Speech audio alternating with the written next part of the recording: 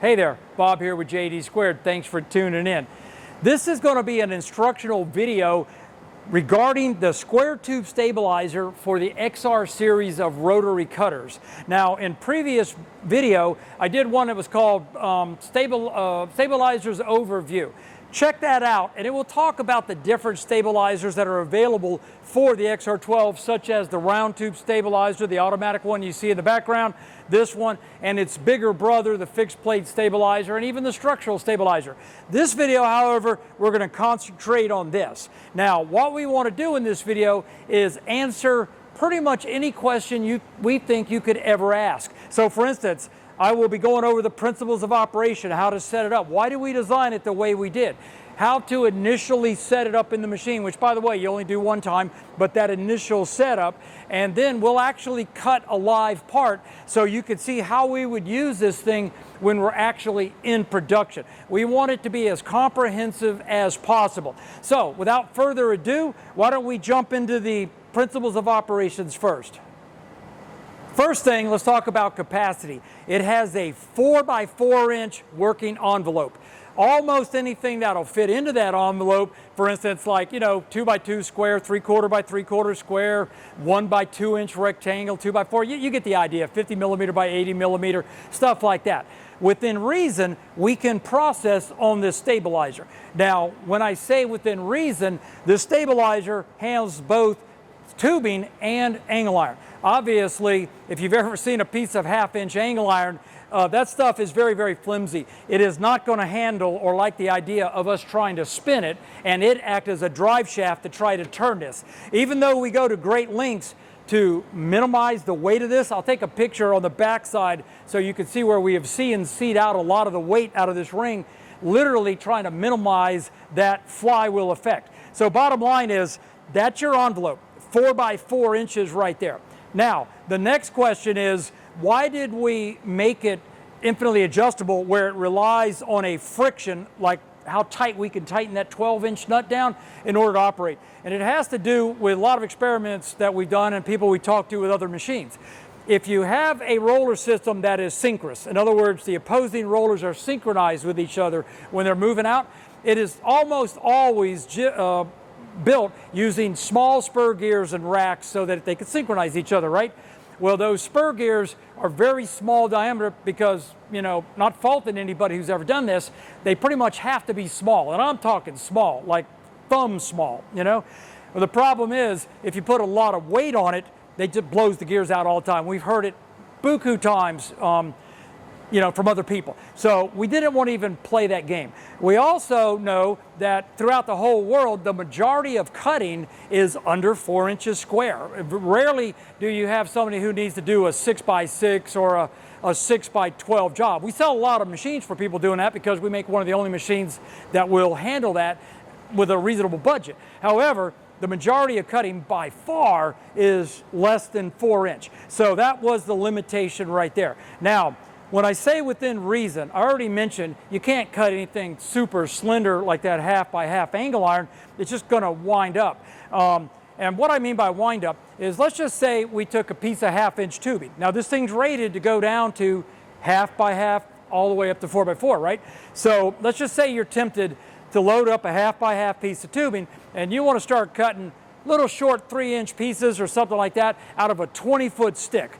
Well, two average men could put a vice grip on the end of each end of a piece of 20-foot 1/2 inch tubing and sit there and twist the heck out of it. It's not a very good drive shaft to use that kind of terminology. It wants to twist up real easy. So that's what I meant for within reason. Now, if I did have to cut a lot of short pieces, the answer is real simple. There's two ways to minimize the windup. One is just don't work with such a long piece. Shorten the piece. Maybe if I was doing 1/2x1/2 and I needed those little pieces, I'm probably going to pre-cut my metal to 4 foot long or 3.5 foot long, something like that. Do a little bit of experimenting to try to minimize the windup.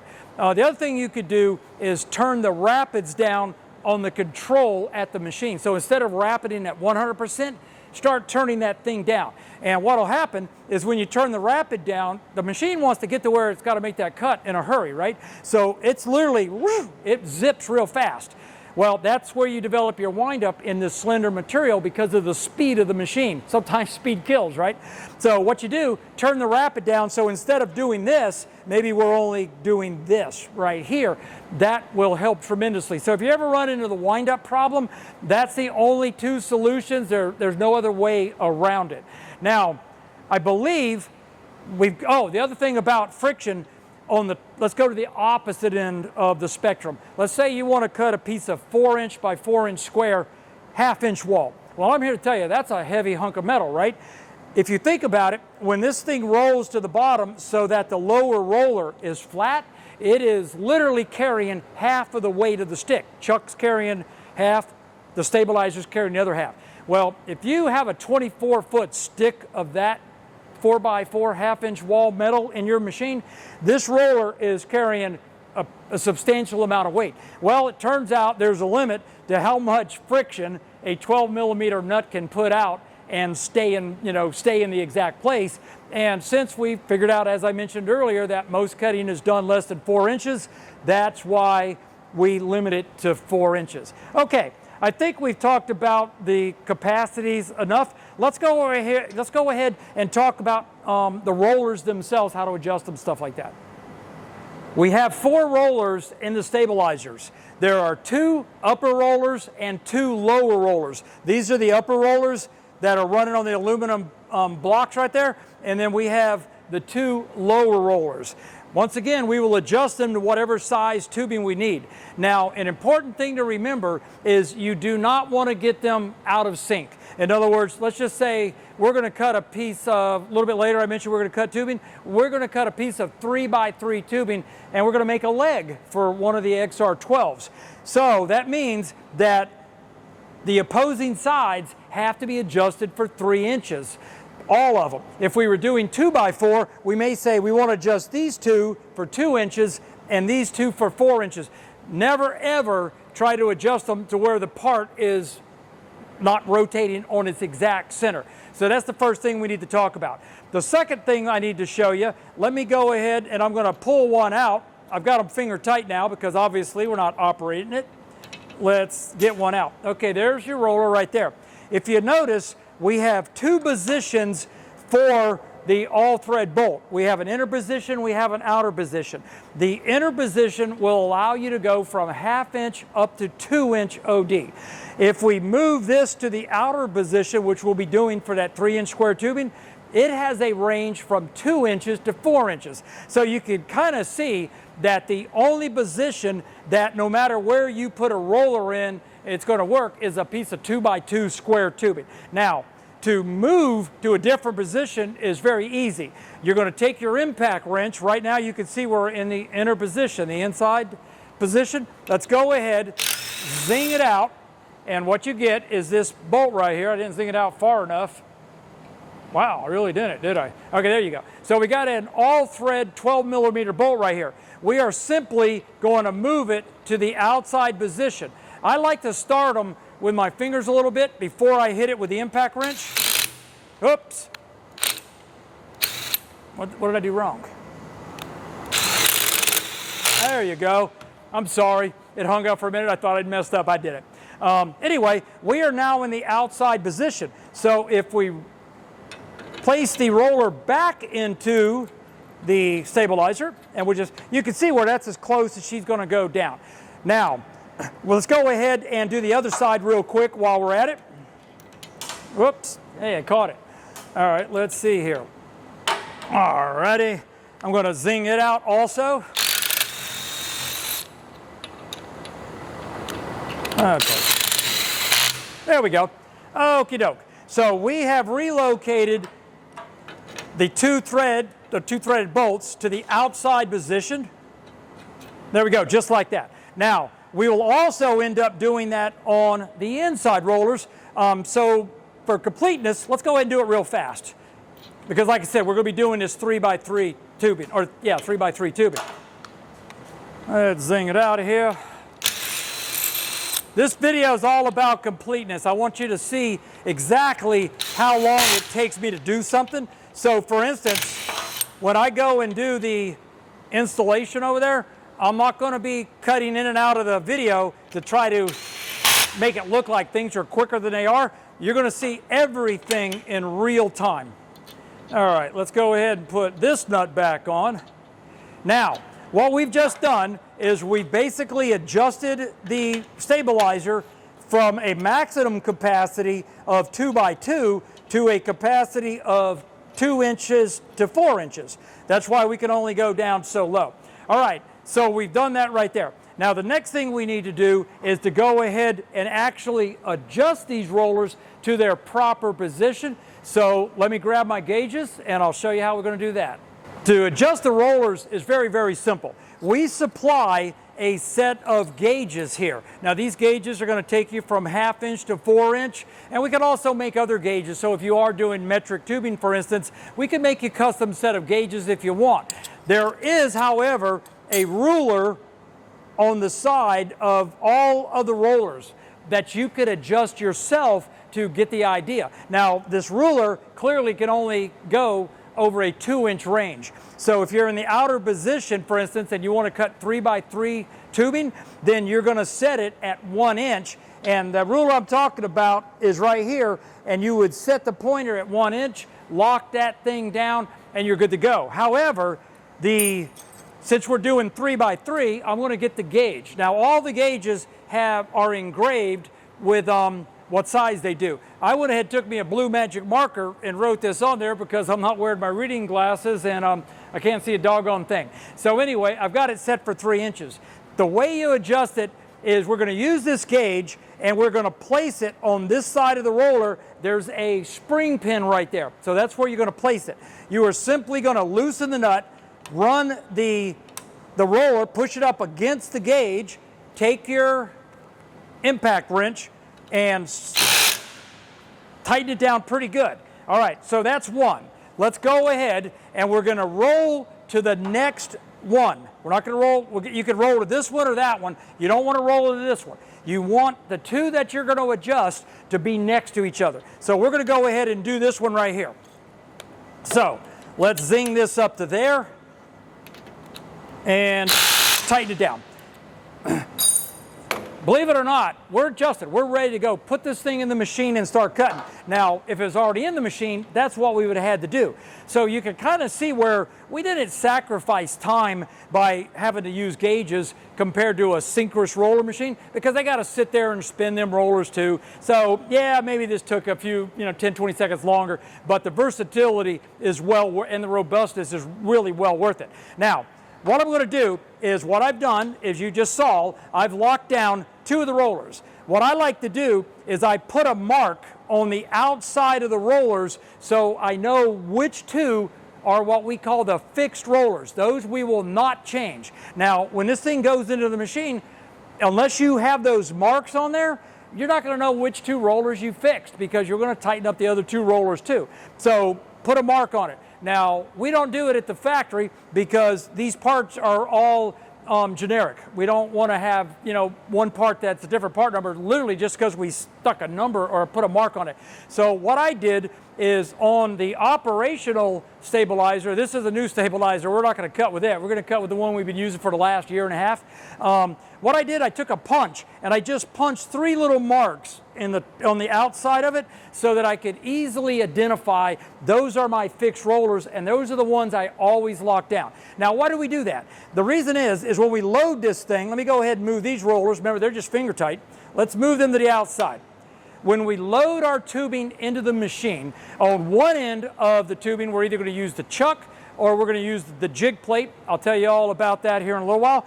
Well, it's going to line up your tubing on the center line of the chuck, the rotation, right? We're going to then take our tubing and we're going to use this just like a V cradle. So our tubing is just going to sit down in here. That way we're not trying to fight and get this doggone tubing in there because the rollers are just barely, open enough to get the tube in. That's another reason why I didn't like synchronous rollers. That turned out to be a real pain. So anyway, that's the reason you want to do it this way. Now, as I mentioned earlier, you can make custom gauges to do whatever you want, but that's the idea. Now, I'm going to go ahead and show you something else. Since we've got the rollers adjusted to the outside, I'm going to quickly show you how to set it up for doing angle iron. You're going to like this. It's pretty cool. All right, let me go grab those extra roller system, and we'll show you that. All I could find quickly to show you how to do this was a piece of 4 by 3-inch angle iron. So we're going to use it as an example, just like show you how to put this in. There are other videos that will show you the entire process, specifically about cutting angle iron, how to set up the jig plate and everything. But in this video, we're just concentrating on the principle of operation. So what we need to do, since we've already adjusted our 2 fixed rollers for 3-inch, because I thought that's what I wanted to cut, I forgot about the angle iron, we're going to have to move one of them to 4-inch. Now, a minute ago, I said set the thing at 1 inch if you did it manually, if you didn't want to use the gauge. The reason is we're doing 3 inches, so what you basically want is the 2 inches, add the 1 inch to it, now you got your 3 inches. So hope that clears that up a little bit. Let's go ahead and zing out the inner rotors here, okay, and the nut falls out again. Let's put that back in. You only have to loosen them, but with an impact wrench, sometimes they just like to come spinning off there. And I'm going to take my gauge marked 4-inch, and I'm going to bump it out, all just like we did before. Lock everything back down. Alrighty, and tighten it up pretty good. And pull the gauge back out. Alrighty. Boy, I got that in there pretty good, all right. Woo, come on out there, baby. All right, there we go. Got the gauge out. Okay. So we now have this one set for 4-inch, and we've got this one set for 3-inch. Now for angle iron, we're going to go ahead and remove the other 2 floating rollers. Alrighty, set that there, and let's get this one out. Alrighty. Now, I just referred to this as a floating roller. The others we refer to as fixed rollers. Why did I call it a floating roller? Well, when's the last time you saw an absolutely perfectly square 2x2 tubing or any square tubing or something like that? Typically where they have the weld seam, there's a little bit of a bulge right there. Well, that's what the floating rollers are going to take up. They're going to allow for that bulge right there when we're loading it into the machine. All right, so what we've got our rollers out. Now, we have 2 special rollers for the stabilizer that are for doing angle iron. And why did we do that? If you take a look at other designs that we considered, for instance, a full width roller to handle the entire width, what that would mean is if we tried to cut angle iron, we are running a roller right on the edge of the metal. Well, it turns out it wears out the roller really, really quick. It doesn't work worth a darn. So the best thing you could possibly, and the other thing is too, there's tolerances, especially on hot rolled steel. So this 4-inch leg may be, a millimeter, 30 thou larger, 3/4 of a millimeter, something like that. So what you want to do is you do want to support it on the outside of the 2 outside faces, but on the inside, we want to reference off the inside face. And that way, we don't have that edge problem. Everything is solved. So to do that, all you're going to do, these are going to be floating rollers. We're going to put, got to put the washer back on it. All righty. We'll put that in like that. And then let's roll her over, put the next one in. Oops, upside down. These are all keyed, by the way. So there's a flat surface right there, so you cannot put them in upside down. They're keyed to run in that track right there. So let's go ahead and put the other one in. Okay, now if we're at the machine and we're ready to do angle iron, we are going to roll the fixed rollers to the bottom. We're going to make that V, and basically all we're going to do is adjust these down to it. Now, it turns out that I'm not going to be able to get them all the way down. And why is that? Quick quiz right here. It's because I need to move these bolts back to their inner position to give me that range. But you got the idea. We are now supporting the angle iron on the outside rolls, which means they're going to last, long time. And then we've got the other ones on the inside, which means they're running on a flat surface, so they're going to last a long time. But more importantly is we have securely put this angle iron in, and we no longer care about the length of the legs. They could be off 1/4 of an inch for all we care. We don't care. We've got it set exactly right. All right, let me go ahead, and we are going to pull these out of the machine, and then I think it's time for us to march over to the machine so that I can show you how to do the initial setup. The first time you ever put a stabilizer into your new machine, you have to do the setup procedure. You only got to do it one time. And what we're going to be looking for is how do we align the stabilizer with the chuck. So let me go ahead and get the used stabilizer, and we'll head on over to the XR12.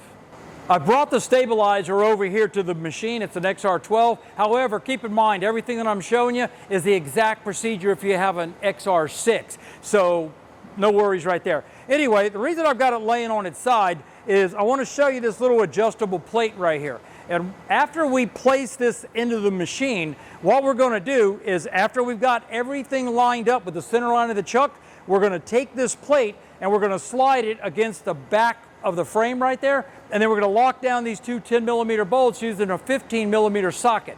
That means the next time we go to load this thing into the machine, it'll be in the correct position. Now, another thing to point out is trying to minimize setup time. The most two common stabilizers by far are the automatic round tube and the square tube stabilizer. Both of them have the same center line height this way. So once you would put it in, you don't have to adjust the chuck up or down, and I'm going to be talking about that in a second. You can literally swap from one to the other pretty quick. So let's go ahead and pull this one out of the machine. Let me move the torch. This machine is equipped with a BLE so that it can handle angle iron on its side, you know, stuff like that. Let's go ahead and take this stabilizer, the round tube stabilizer, out of the machine. We're going to put this one in the machine. And what it is, I want you to see how fast that changeover is in real time. First thing we're going to need to do is take out the round tube stabilizer. Now I'm going to do this in real time so you can kind of see how fast it is. If you want to know about the round tube stabilizer and what I'm doing over here on the panel, refer to a previous video I made talking about the automatic round tube stabilizer. Anyway, let's go ahead and get this thing out of here. First thing I need to do is remove the air hoses. Let's switch over to the other side. I'm going to plug off that one. Let's go ahead and switch back, remove this. Take that out. Now we're going to take off the two 12mm bolts using a 19mm or 3/4 inch socket. Alrighty. Get it out of there. Okay. Now, I've got the tube still in it. I don't know why I didn't take it out a minute ago. Not a problem. I've got the balls retracted. Let me go ahead and remove that tube. Yeah, this was the setup that when I did the previous video about the round tube stabilizer, this was the exact setup that we were working with. I'm going to set this down right here. Okie dokie. Now we can go ahead and lift her on out of here. So the round tube stabilizer's out. And the square stabilizer is in. All right, there you go. Now, what I want to do is I want to get the stabilizer as close as I can to the torch. So I'm kind of eyeballing it, making sure I'm going to clear everything, and it looks like it's going to be the second hole right here. Let's pop that thing in there. There's a series of holes up and down the frames. The frame right here will allow you to position the stabilizer in different places. And I think the hole spacing is like 1 3/8 of an inch. So you can basically move it in. The idea is you want it at, by the way, as soon as I zing this down, if we already had this thing totally set up, believe it or not, whoop, where'd it go? Believe it or not, we'd already be done. We've already made the, there you go. Stabilizers in the machine. So you can see pretty much how quick and easy it is. All right, although we've got it in the machine, we don't have it set up. Let me loosen up that back bolt a little bit, because I want these things kind of like hand tight. I don't want them very tight. And the reason is I want to be able, whoop, got to do this one too, I guess. Oh, there you go. I want to be able to slide it in and out like this, and that's how we're going to adjust it. Anyway, we want it as close to the torch as we can get it without it actually hitting the torch or the torch bracket. Now, the reason you want that is obviously the closer to the support, the more accurate it's going to be. But we're talking, oops, don't leave the chuck key in the chuck ever.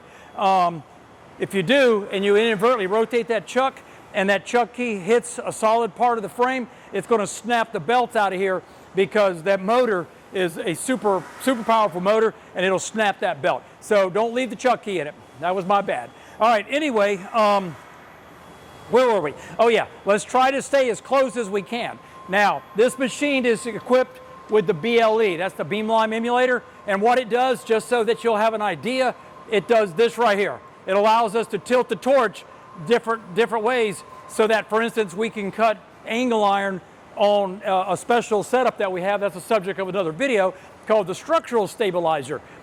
If you looked at that video earlier that I did, stabilizer overview, it'll talk about the structural stabilizer and show you. So let's get back to this one right here. I want to make sure that I'm going to clear that. So what I'm going to do is I'm going to go ahead and lower it down. First, let me go ahead and square it back up. There we go. All right, now let's go ahead and lower it. There we go. Okay. Yeah, I've got about an inch clearance right there, so I'm okay. So this is the closest position towards the gantry body that I could place the torch. Now, if you've got a machine that doesn't have the BLE in it, let's raise her back up. Then the torch is going to be mounted further back, like right there. It'll be mounted further back. In that case, I would move the stabilizer back as far as I can. This isn't here, but you may have a drill option in the machine, so you want to make sure you clear all those hoses. The bottom line is get as close as you can to the main gantry without actually hitting anything. The next thing we're going to want to do is set the Y home of the machine. Stabilizers provide a great deal of versatility. However, they're all different shapes and sizes. So you can't just generally swap out a stabilizer and put in another one without rehoming. Now you can get away with that for this one and the round tube stabilizer because they're pretty close. However, you might be losing a couple inches of material when you put in the square stabilizer as opposed to the round tube stabilizer. So it's generally best to set the home Y-axis home whenever you replace the stabilizer or put a new stabilizer in the machine. Now to do that, there's a bump stop right here. Now on that bump stop is the Y-axis limit trigger. So we're going to need to redo that. Now, the machine had already probably been homed on that axis. So we have to unhome the Y-axis. Now the Y-axis is this axis right here. The X-axis is that one, and the Z-axis is up and down, and there's some other ones. But we want to home the Y-axis. So what we need to do is move the gantry a foot or so down the machine. We're going to come over here to our control. We're going to go to the home menu at the top, and we are going to say home Y. As soon as the machine starts moving, you can go ahead and click the stop button up here. And what that does is that puts the machine in a unhomed configuration or unhomed condition on the Y-axis, which means I could literally crash this thing into the chuck. So we're definitely going to want to rehome it. Now it's very simple to do. Let's take our 19 millimeter or 3/4 inch wrench, and we're going to come to the rear of the machine and we're going to loosen up the bump stop. Very simple. Now slide the bump stop a little bit looser, just slide it to the rear. Put it right here, just slide it back. Now what we're going to want to do is come over here and hit the home Y button. First I'm going to move it a little bit closer so we're not going to be there waiting on it forever. Let's go ahead and hit the Y home, and I put my cursor on the stop button, bam, and I hit stop. Click the stop button. That stopped us. We're about a ½ inch away, well, a little bit less than a ½ inch. So let me move it out a little bit further.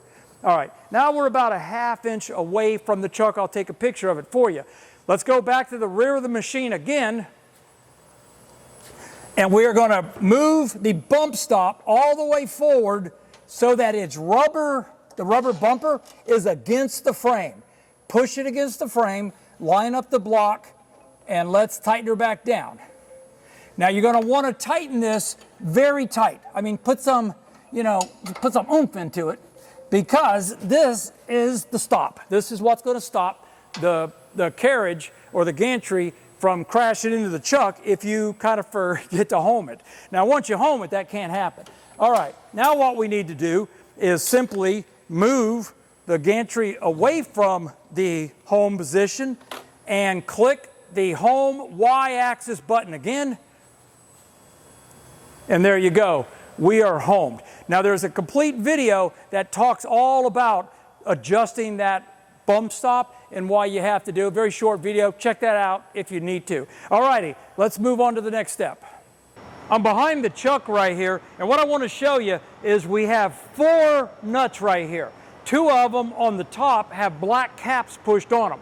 Those nuts will never be loosened. Their purpose is when we go ahead and loosen these 2 adjuster nuts, the whole chuck can't fall out of the machine. So these nuts up here are actually already adjusted a little bit loose so that we could adjust the chuck up or down. So first thing we're going to need to do is just loosen a little bit the bolts. You don't need to take, not the bolts, the nuts.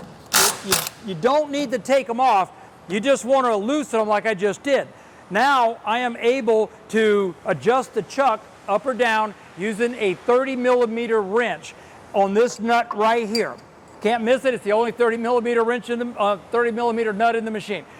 The idea of moving the chuck up or down was to simplify a lot of operations discussed in other videos, but let's just say you're doing long pipe and everything, and you had a lot of rollers that you had to put in the machine to support the tube. Well, it's a whole lot easier to have fixed height rollers and then bring the chuck to the pipe than to bring all these rollers to the chuck. So that's one reason it's adjustable up or down. The other reason is if we do other stabilizers like for instance a structural stabilizer or the large or the fixed plate stabilizer, a very big one, a 12-inch one, then this whole body's got to come up about 3/4 of an inch. Now, to minimize having to do this, since as I mentioned earlier, most of the stuff cut in the world is less than 4 inches, the center height, let me walk around over here.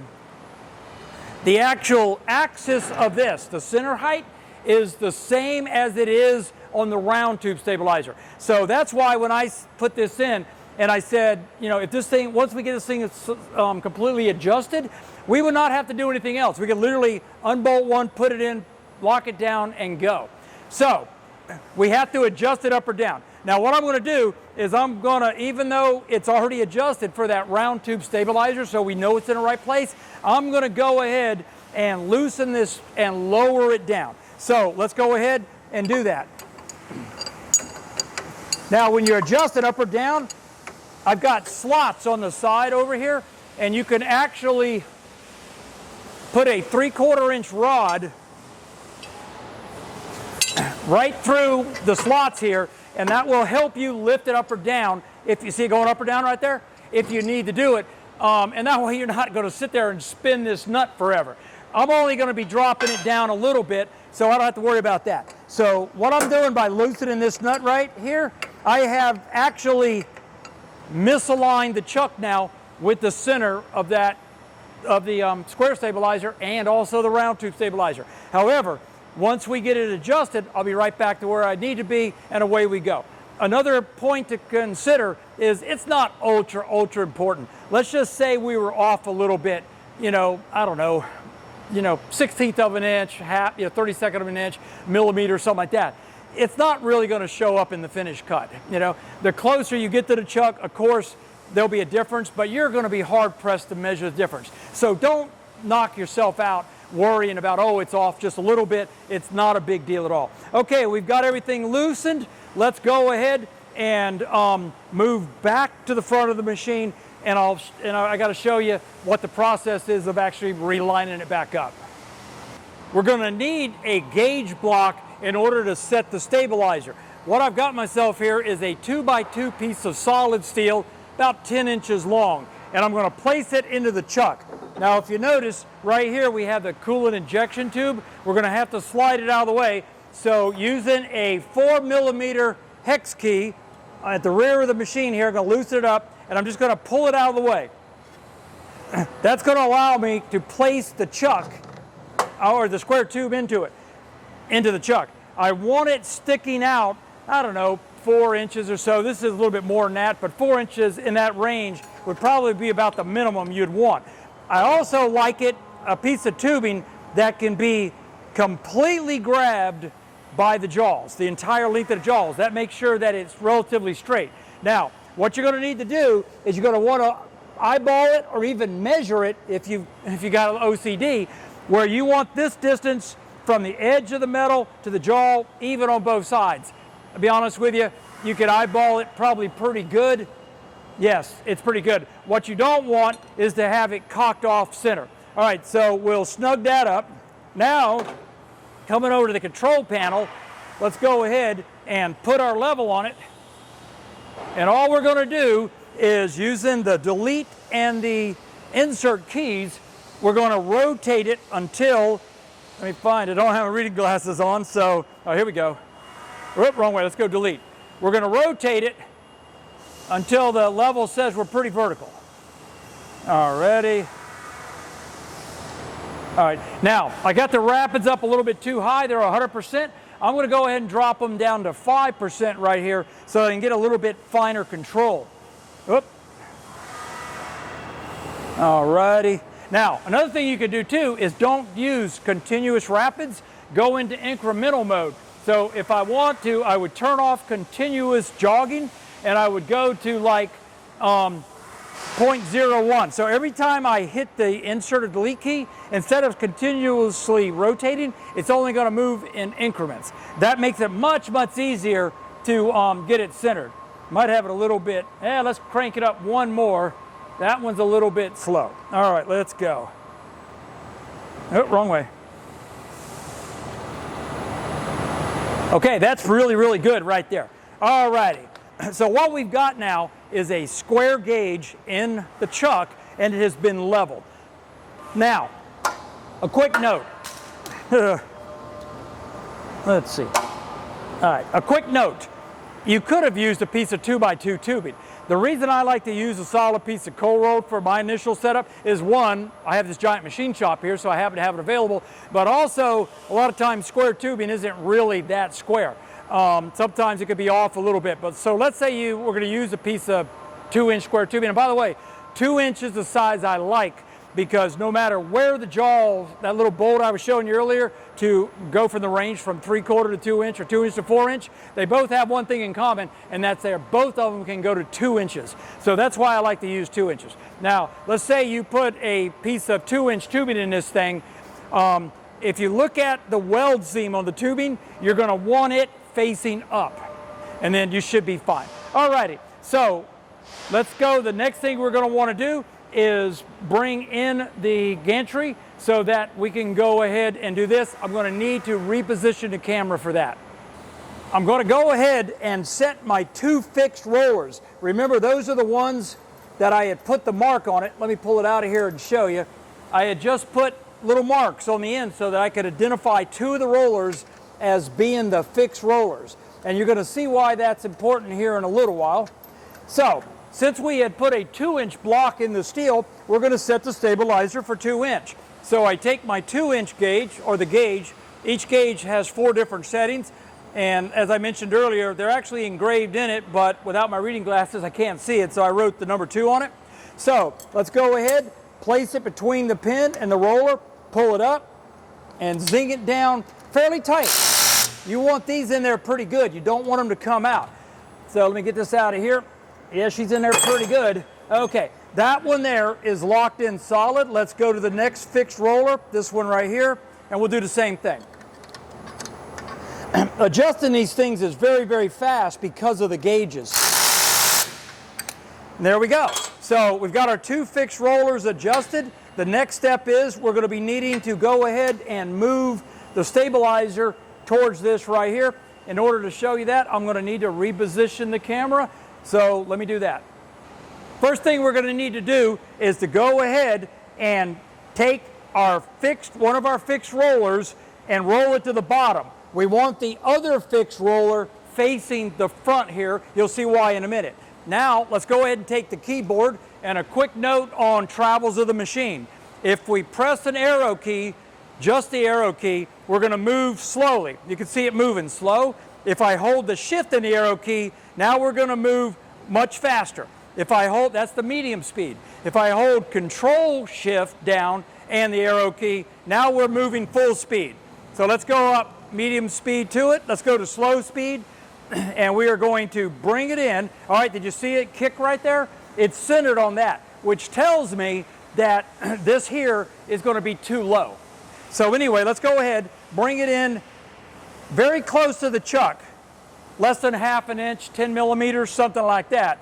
We're there. Now, what we need to do now is feel the roller, and it is not turning, which means the chuck is too low. We're bound up down on the roller. So let's go to the rear of the machine, take our 30 millimeter wrench, and turn in the nut back here clockwise.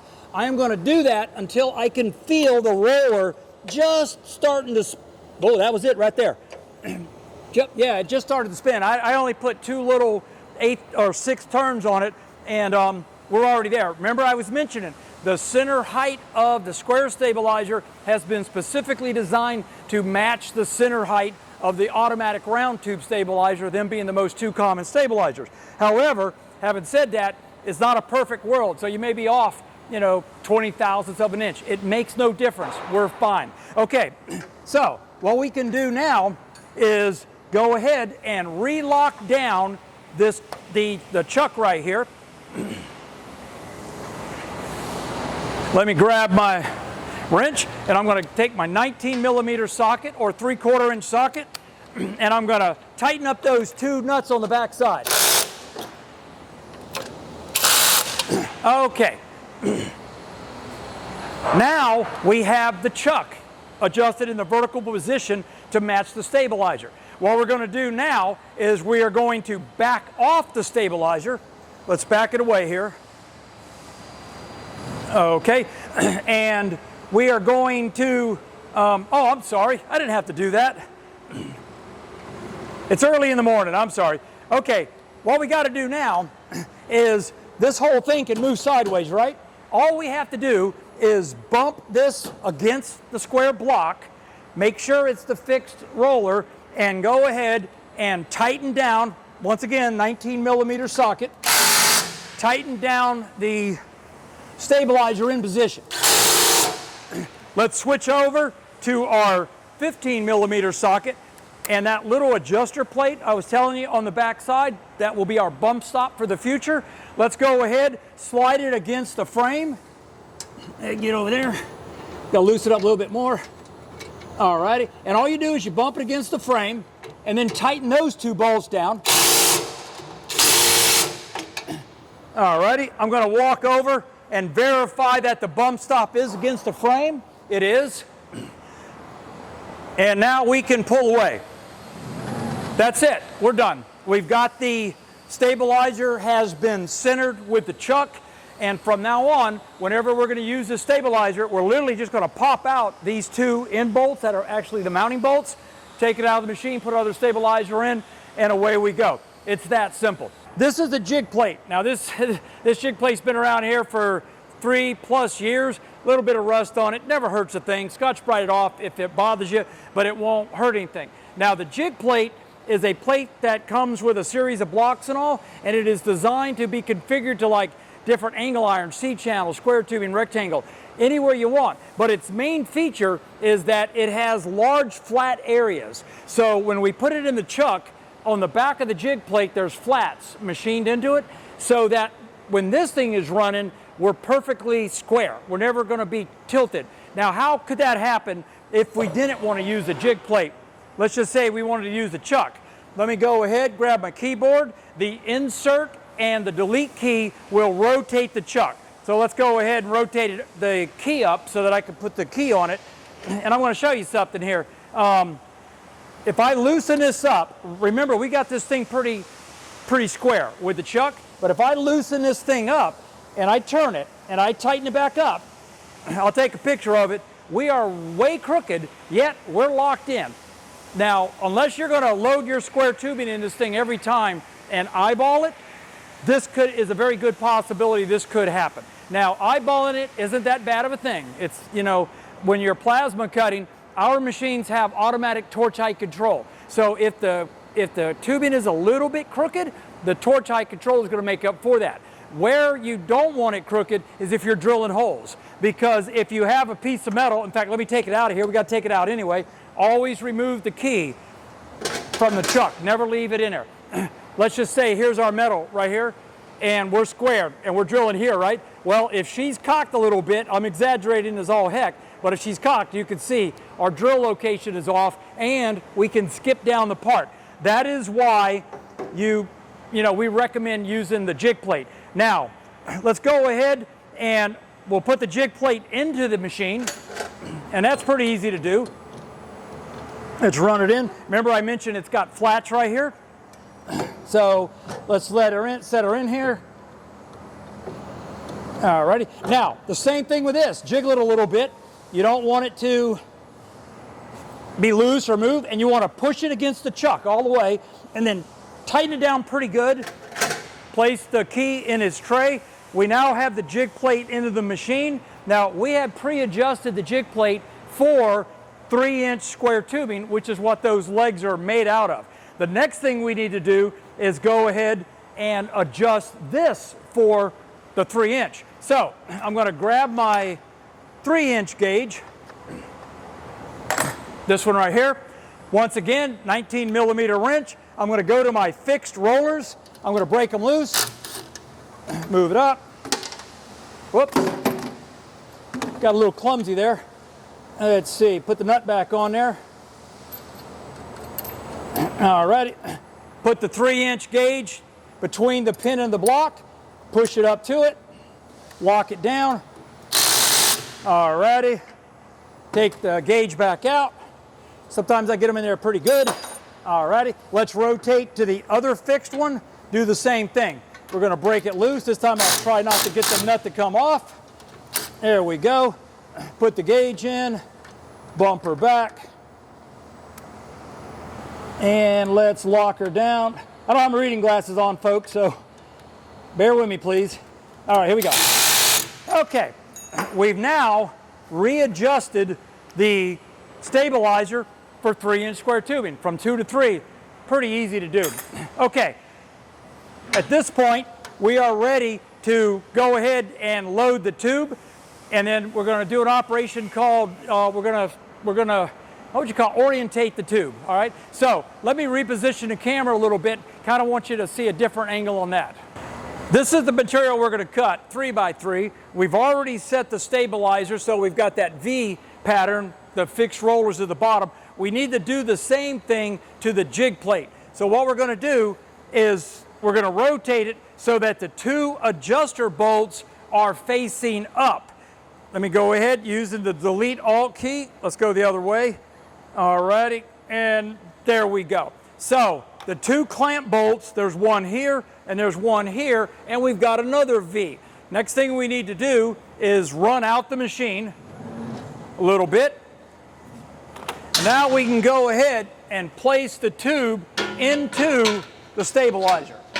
Now if she tries to hang up like it's doing right now, that just means we've got to open up the stabilizer a little bit. Loosen the 2 non-fixed rollers. You don't want to ever move the ones that are fixed. Once you've got them in the machine, you don't want to mess with that. Okay, all righty.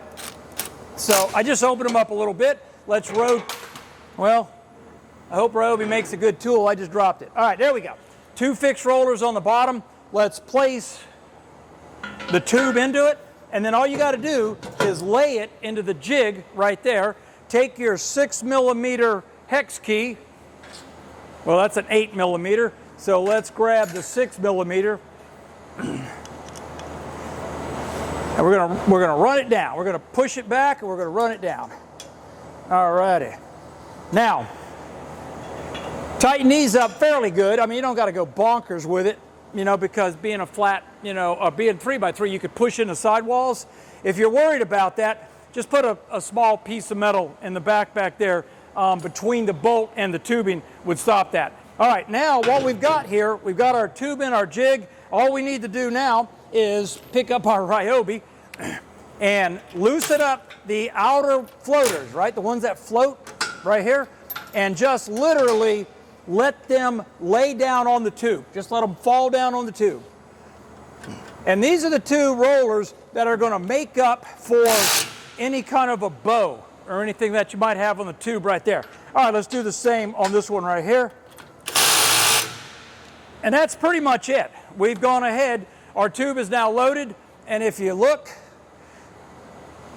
we can move up or down, we could spin it, we could do whatever we want. All right, the load process is complete, and I'm going to show you one more trick here real quick before we move on to the next step. Normally, you may take a level and place it on top of your tube if you're going to adjust the chuck up or down. Now, generally, if we're using a square stabilizer, the smaller one, or the round tube stabilizer, we don't generally adjust the chuck up or down. The idea was to keep it in the same place so we could rapidly change. However, if you're going to put the fixed plate stabilizer in, or you're going to use the rollers where you're cutting a pipe, let's say we're going to cut a piece of 12-inch pipe in this thing, we're going to need to adjust the chuck up or down. Now, to quickly return it back to its normal position that we would use for this, yes, you could use a level. You could put a level on it and get it there. But what we found out is that if you take a dial caliber, you could measure from the top of the aluminum slider down to the top of the black frame like this right here, take that number, write it down, and it just adjusted back to that position if you happen to move the chuck. Another trick is, make it a little easier, instead of having to get a dial caliber, just take a small threaded rod, 6 millimeters, quarter 20, something like that, put a couple nuts on it and adjust it so that when the bottom of the nut rests on the top of the aluminum slider and the thread is on the frame, that is the height you want. Then just double nut it, tighten it down, and then from that point on, I could have my little gauge sitting right here. I just bring it over there and set it. I just wanted to throw that out to you, just a little trick of the trade. Let's grab our keyboard right here using the insert delete keys, which I have mapped to rotate. By the way, all these keys, you can actually remap them to your preference. That's the subject of another video, but stock out of the box, the machine is going to come with the insert, and the delete key will be your counterclockwise and your clockwise rotation. Let's go ahead, and you can see right here, we're not flat, right? So let's go ahead first and eyeball it as close as we can to flat. We do not want the weld seam up. If there's a weld seam in the tubing, it needs to be on the side or the bottom. So right here's the weld seam. Let's rotate that thing so it's no longer there. And there you go. Now all we got to do is get eyeball flat. That's more than good enough. Now let's go over to the torch. I will post a picture where you can see this a little better. And what I'm doing is I'm lowering the torch down to about 1 inch above the workpiece, and then I'm going to move it over to eyeball the middle of the workpiece. Okay, right there should be good enough. Now, let's come over here and use the wizard. To better show you what we're getting ready to do, I've gone ahead and removed the camera, but here you go. You can see the torch in the middle there, and we're just above the workpiece. We're going to come back over here to the screen, and we're going to bring up a wizard. Go over here to the left and go to the rectangular tube wizard, and we have this right here in front of us. Let's go ahead and set our tube width to 3 inches and our tube height also to 3 inches because we're doing 3 by 3. Now we need to enter a radius, and what they're looking for is that corner radius right here, and you can see that it's going to be 0.375, 3/8 of an inch. These numbers down here, this is the max probe depth and a couple other things. This is all explained in another video that specifically talks about this particular wizard. But right now, this is all you generally need to do, set these first 3 columns. If we were doing a rectangular tubing, we might want to put the height at, let's just say, 2 inches or something like that. So now we're doing 3 by 2. Let's go back to 3 inches. If you do rectangular tubing and your program doesn't want to run right, I will show you how to correct that in a second. All right, let's go back to before we go back, we have to hit this generate button here, and that will generate a program for the machine that we can come over here and hit run in order to actually do the clocking operation. Whenever we use a wizard to probe a workpiece, we're generally going to want to get the stabilizer as close as we can to the chuck to minimize that twist effect that I was talking about earlier if you had a twist in the tubing. Well, the closer you are to the chuck, the less that is. Now, obviously, if we're working with round tubing, it doesn't matter where you probe it. But in order to do that, let's take the keyboard and let's just move it a little bit closer. Now, you can see right here we got the tube hanging out the end of the stabilizer because it's a relatively short piece of tube I'm dealing with. But we're not using a lifter to support our tubing. It's too short. In that case, just kind of like get a feel for it, but you can see where the tube's hanging way out here, and it's not affecting the machine.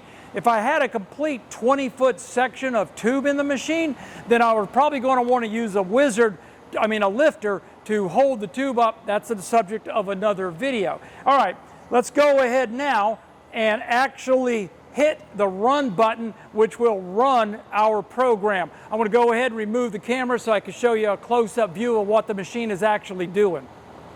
Let's hit the run button up here.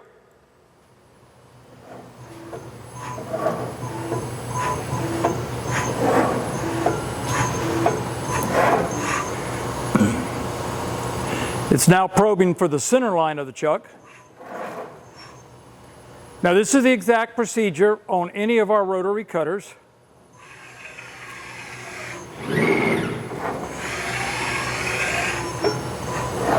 And we are done homing the machine.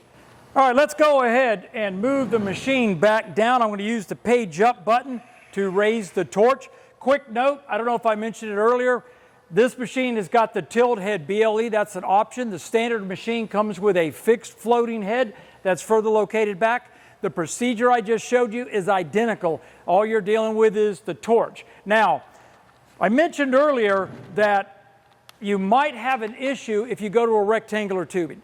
And that has to do with how you enter the height and the width into the wizard. If you're dealing with a rectangular, let's just use an example, 2x4, and you do the wizard on the wide side, the flat side flat, and then you pull your program up and something doesn't quite look right. And then what I suggest you do then is to put the machine into dry run mode, which means it'll run the program without turning on the torch, and run it and see what happens. The worst case scenario is that you've got them flipped. So instead of being 2 inches, you've got the 4, and instead of the 4, you've got the 2. What's probably going to happen is when she tries to run, it's going to knock the torch off the machine. That is not a big deal. Nothing should be hurt. If that's the case, go back to the wizard, swap those numbers, the 4 for the 2, and rerun the wizard again on that particular side. That should solve the problem. Okay, the next thing we have to do is prepare the machine to actually cut the part. Now we've got to go ahead and tell the machine where do we want to start cutting. I'm going to move to the end of the tubing. I'm going to lower my torch just above it, and then I'm going to move out until I'm about 1/4 of an inch inside of the far edge of the tube. I will then come over here to the Quick Work Offset tab and click Y0. Now Y0 is now assigned, the Y0 point, on the Y-axis this way. So whenever the machine reads a program that refers to the Y-axis, it's going to assume this is 0. Minus Y that way, plus Y that way. Okay, pretty much the machine itself, I'm going to go ahead and raise the torch up. You don't have to do this, but I kind of like to do it. The machine is pretty much ready now to actually load the program and proceed on with the cut. So let's go ahead, shoot back over to the screen and do that. Over here at the control panel, we are going to hit the Y button under right here, the Quick Work Offset. We're going to hit Y. That just assigned the Y-axis 0 point. The next thing we need to do is just go down here and tell the machine what we're cutting. In this case, we're going to be cutting mild steel. You can see where you got a couple choices there. You could add copper, bronze, whatever you want to it. And we're going to be cutting 3/16 inch wall because that's the leg. Flat over here, flat, wavy, corrugated. Obviously, we're dealing with a flat surface. Now we need to tell it what consumable we have loaded into the torch. Once we've done that, we say OK. At that point, we are ready to load our software. We're going to bring in the round tube, let's see, XR12, right here, single leg for an XR12. Now, if we rotate it, this is kind of what you're going to see. This is what we're going to be cutting right here. You can actually see the wedge cut right there. The next step, all we need to do, if we wanted to verify that the program was right before we ran it, we could come over here and click dry run. The program would run without actually cutting. However, we're just going to go ahead and hit the run button. So let me move the camera so you can see the machine actually making the cut. We're going to click this button right here, by the way. Let's hit the run button. You can see the coolant coming up through.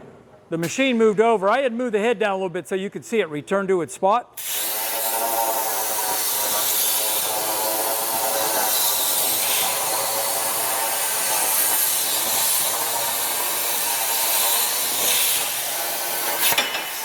You can see the coolant coming out. Notice very, very little smoke. That's another side effect of running coolant is the smoke reduction.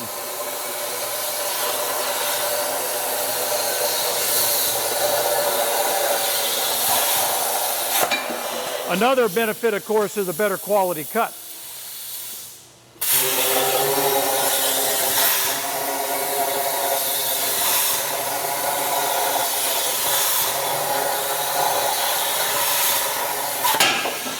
And there's our part. This is our finished part.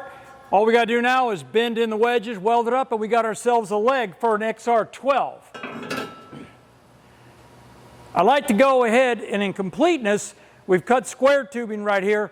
Let's go ahead and bang out a little bit of angle iron. Now, what I'm going to do is I'm just going to move the camera so you could see me go from 3-inch rectangular to 3x3 angle iron in real time, which means I got to readjust the jig right here, and I've got to put in those inside rollers there in the stabilizer. So let me reposition the camera and sit back, watch it in real time.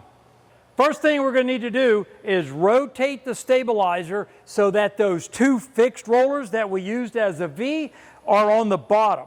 So let's go hit either the control or the insert key.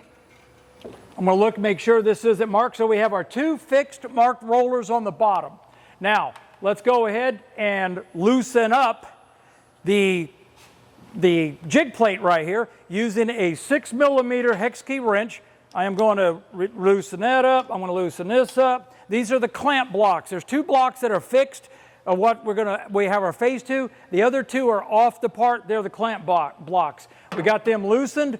Let's go ahead and pop that out real quick.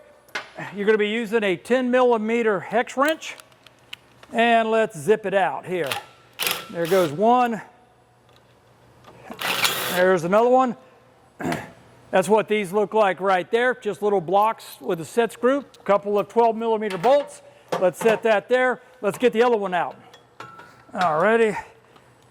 Okay, that one's in pretty good. We're going to go ahead and grab a hex key so that we can kind of loosen it. Oh, man, it's in there extremely good. I don't think it needed to be quite that tight, but it was. All right, let's go ahead and zing that block out. And take this one out also. Okay, we got our two blocks out. Now we're going to switch back over to our 19mm or 3/4 socket, and we are going to loosen up the two fixed rollers, and we're going to move them out of position or off of the tubing. So let me go ahead. The nut fell off, so let me screw that back on.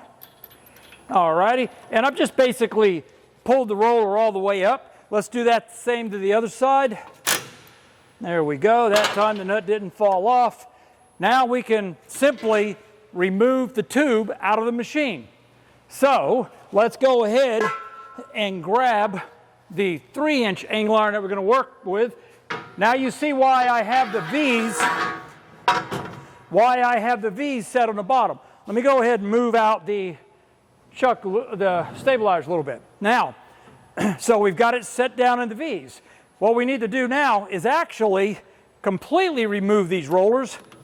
That was a little bit of muscle memory from me there. I'm usually used to just switching out the rollers to go to another piece of square tubing. So, all right, we're going to completely remove them. Now, we're going to insert the two inside rollers that I showed you in the principles of operation. We're going to take one and we're going to move it down. All righty. I am coming up short. I'm about 1/4 of an inch from the rollers contacting the inside face of the angle. So, as I showed you earlier, let's go ahead, remove that stud. There we go. I'm going to hand thread it into the thread a little bit so they don't actually cross thread it. Now we know we're going to have to do the exact same thing to the other side, so let's go ahead and remove it. Alrighty, let's screw it in, get it started, and okay, now we could take our rollers, place one here, and there's no adjusting these rollers with a gauge. You just basically bump them against your angle iron, replace the nut and the washer. Do not omit the washer. Alrighty, lock it down. Let's go ahead, place the other one on the other side. Alrighty, like that right there. Okay, I've done something wrong. The hell have I done wrong? What exactly did I do here? Let me go ahead and rip the other one off. We might have to put them in a particular order. Let's see, if this one goes there, I'm just kind of looking at it right now, guys. I don't cut a whole lot. Okay, that's it.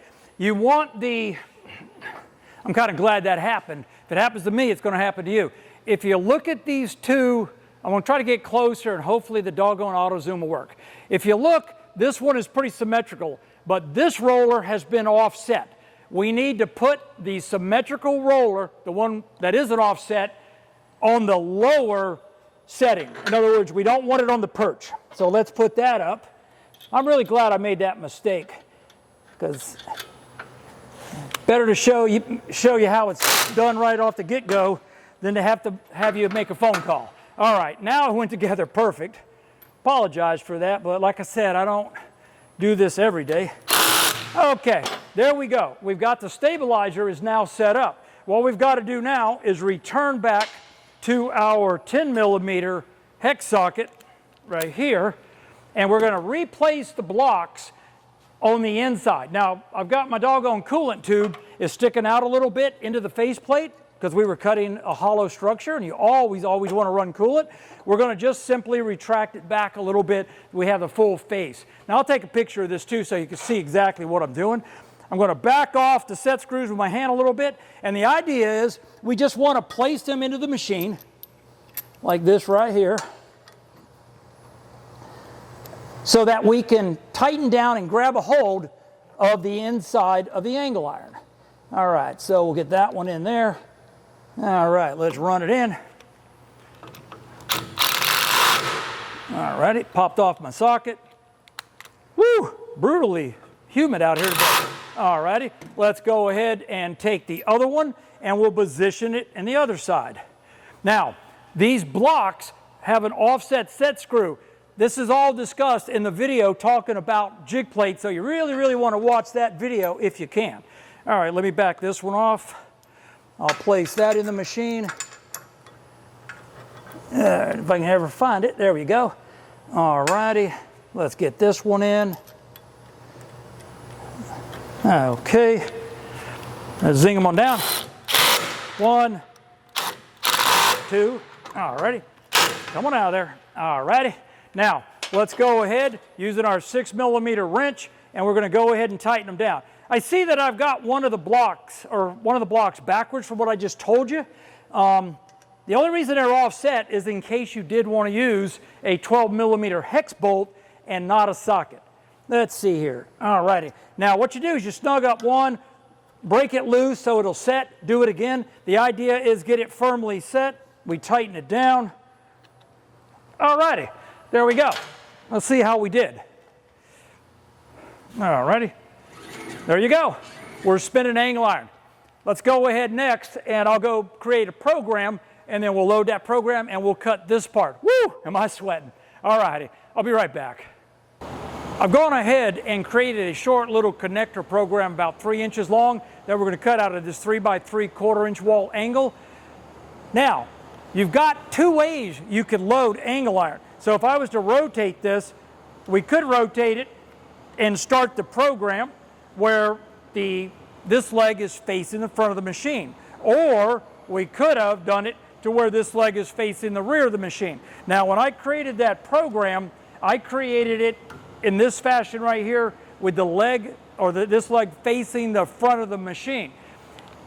If you're going to run an angle iron program and you're in doubt, let's, say a 4x2 or something like that, you're not 100% sure which leg is which leg, once again, put the machine in dry run mode, and I'll show you how we're going to do that. And we're going to go ahead and dry run the first 2 cuts. And that'll tell us, are we correct? Now, another thing that I don't have to do, since I'm working with 3x3 angle and we were just cutting 3x3 square, both of those things have 2 legs that are identical. Therefore, we do not have to run the wizard to probe this surface.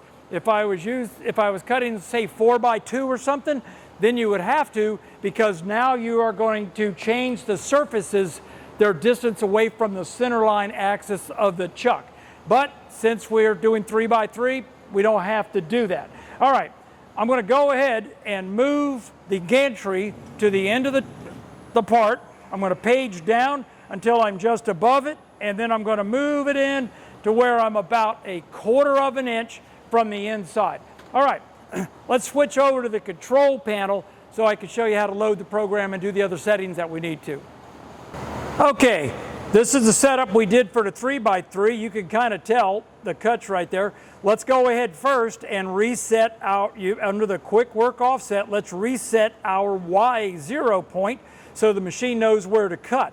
Let's go down here to select settings for the material. We have mild steel. This time we need to go to 1/4 inch flat. We have 45 amp consumables loaded. We're good. And we're going to say OK. Now let's go and load the program. And there it is. Let me zoom it out a little bit, and you can tell right here what we've got. We're going to be cutting this angle iron. That's the plan anyway. All right, let's do this. Let's go ahead and I'll show you dry run mode. To do that, we're going to click it right here, and then we're going to hit this run button, and we're going to dry run this part. So let me go ahead and reposition the camera so you can see that. I've gone ahead and rotated the angle a little bit so you can see it find its starting position. Let's hit run where we are in dry run. There she goes. Notice the front flange is facing us. And all we're going to do is we're looking for these 2 cuts to make sure they're correct. And we're looking really good. The next cut would have been a circle right there in the middle, or a hole. Let's go back over to the control and hit the stop button. Let's come over to the control panel. Let's turn off dry run right here. Sorry for camera shake. And let's go up and hit run.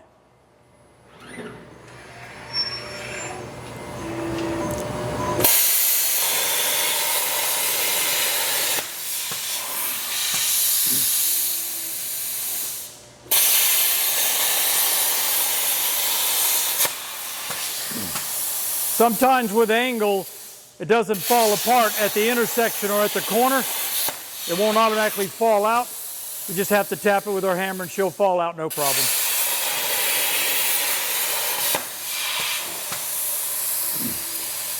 I think it has something to do with the inside radius of the angle.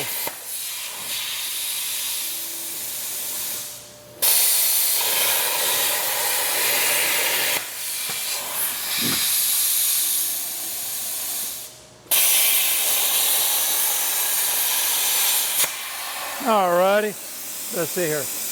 Yeah, you can see I can touch it. All right, let me grab a pair of gloves and cool that off, and I'll show you the part. And that's our finished part right there. Came out pretty doggone good. Let me go ahead and set up, and I'll just give you a couple of closing remarks. Woo-wee, that was a long doggone video right there, wasn't it? Anyway, the reason it was so long is our goal here at JD Squared is to produce training videos that answer virtually any question we could think of that you may be asking us on a particular subject.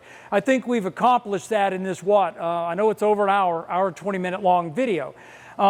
But that's the nature of the beast. Check out other training videos. For instance, if you're going to set up lifters and the round tube stabilizers, we really kind of drill down these training videos down to specific topics. Well, anyway, I think you've seen my ugly face enough for a little while. I really want to appreciate you. I want to tell you I appreciate you checking in, and I hope all your cutting is successful. Thanks a bunch. Goodbye.